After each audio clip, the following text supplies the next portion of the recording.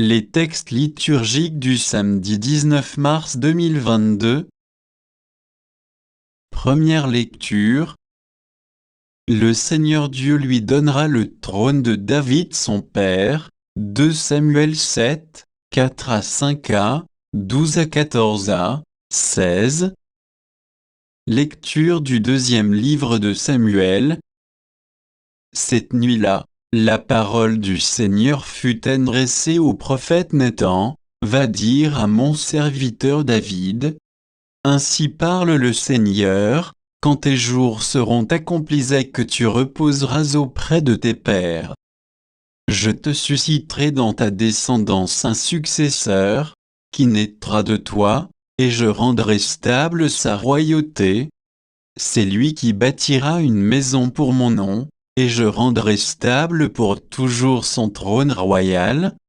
Moi, je serai pour lui un père, et lui sera pour moi un fils.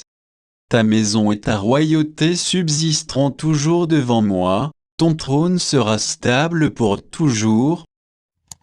Parole du Seigneur.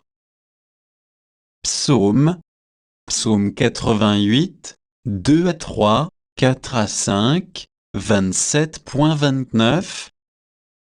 L'amour du Seigneur, sans fin je le chante, ta fidélité, je l'annonce d'âge en âge. Je le dis, c'est un amour bâti pour toujours, ta fidélité est plus stable que les cieux. Avec mon élu, j'ai fait une alliance, j'ai juré à David, mon serviteur. J'établirai ta dynastie pour toujours, je te bâtis un trône pour la suite des âges.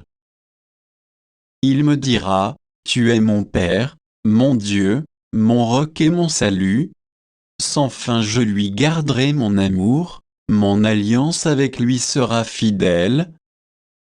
Deuxième lecture. Espérant contre toute espérance, il a cru, Romains 4, 13.16 au 18.22. Lecture de la lettre de saint Paul apôtre aux Romains. Frères, ce n'est pas en vertu de la loi que la promesse de recevoir le monde en héritage a été faite à Abraham et à sa descendance. Mais en vertu de la justice obtenue par la foi. Voilà pourquoi on devient héritier par la foi, c'est une grâce, et la promesse demeure ferme pour tous les descendants d'Abraham, non pour ceux qui se rattachent à la loi seulement, mais pour ceux qui se rattachent aussi à la foi d'Abraham, lui qui est notre Père à tous. C'est bien ce qui est écrit : J'y ai fait de toi le Père d'un grand nombre de nations. Il est notre Père devant Dieu en qui il a cru. Dieu qui donne la vie aux morts, c'est qui appelle à l'existence ceux qui n'existent pas. Espérant contre toute espérance, il a cru, ainsi est-il devenu le Père d'un grand nombre de nations, selon cette parole. Telle sera la descendance que tu auras, et voilà pourquoi il lui fut accordé d'être juste. Parole du Seigneur. Évangile. Joseph fit ce que l'ange du Seigneur lui avait prescrit, Matthieu 1, 16.18 au 21.24a.